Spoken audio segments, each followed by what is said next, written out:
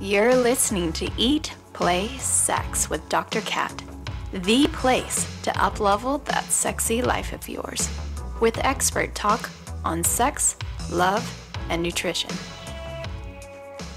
I'm thinking about the future of tech and sex, and you were sharing about the education aspect of it. So here's all these experiences that we can have around sex. How are you seeing this being used for education?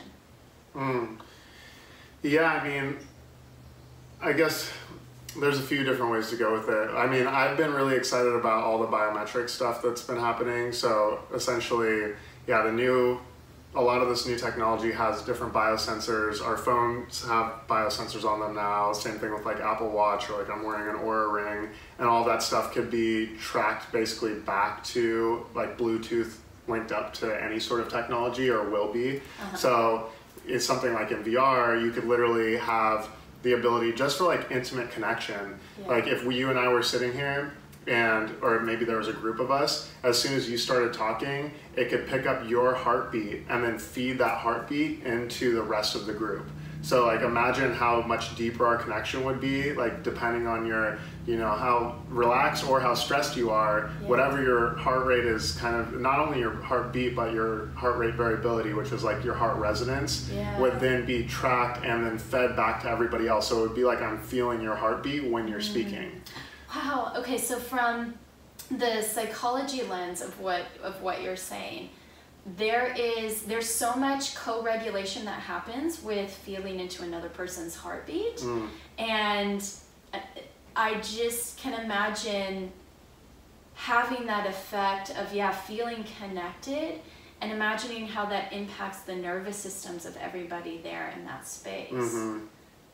We've been joking about like how cool it would be if we walked into a big boardroom meeting or with like some VCs or whatever, and like we hooked them up, so you wouldn't have to be in VR. You could literally just do it with a like sub pack or some sort of haptic strap or something.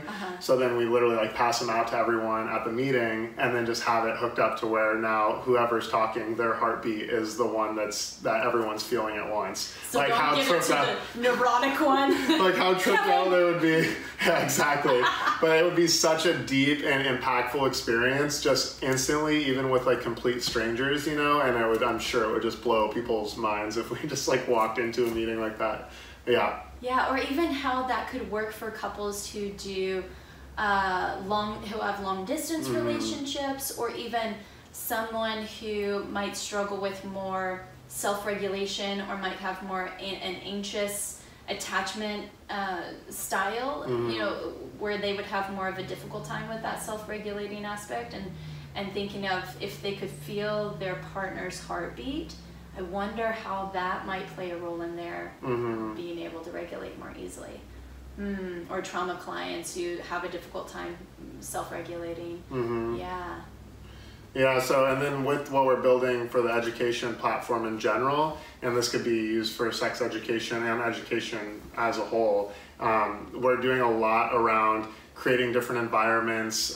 It's all social experiences, so you could go in there with, instead of just being on a Zoom screen, now you could actually go into a VR metaverse, walk around a park, like photorealistic type graphics where you're walking through and having these conversations. And then you could like load people up into an amphitheater, and now all of a sudden you're giving a talk, or you could snap your fingers and everyone goes into breakout groups, and they're integrating whatever you just had taught them, and they're looking at each other, and then they warp back into the main room when you're like ready to continue your lecture or whatever it is. So we're building all of that out right now. I mean, we have a demo that's amazing. I've been basically being a virtual tour guide recently, where I like load in potential instructors and like show them around the world, and like this is what this thing does, and let's go for a little hike, and we like walk up a mountainside, and it's been very interesting. Like add that to my job description, I'm a virtual tour guide. Yeah, exactly. Virtual real estate agent, something like that. Oh my God. Yeah, so, and then there is a lot of really interesting studies around, yes, it's not as, like, you're not able to see everyone's full facial expressions because you're like this cartoon avatar of yourself, even though the avatars are getting very realistic at this point.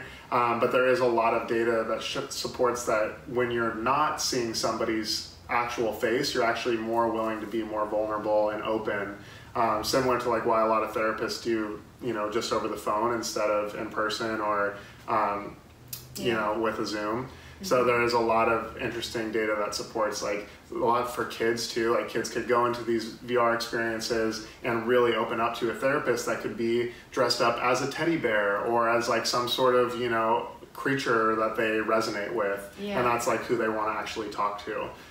So yeah, it's interesting. And then of course there's a ton of data that shows that your memory of what you've learned goes up like 4 times because there's nothing distracting you. So you're not able to look at your phone, there's nothing going on in the room, it's just you inside of a headset. It's fully like gets rid of ADHD because you can't really do anything else. But then there's confidence goes up.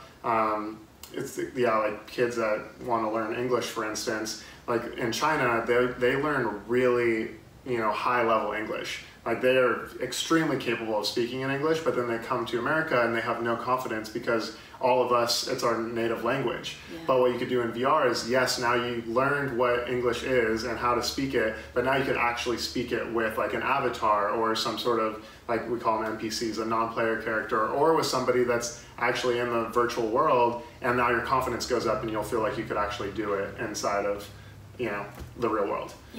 So there's all these different metrics of showing that VR learning is actually better for the brain. Lovers, thank you again for tuning in.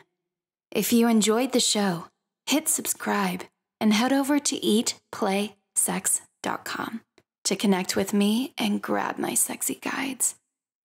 Because my goal here is to get you to eat, play, and sex better, so you can improve your sex life, which will improve every aspect of your life. Until next time, keep it sexy.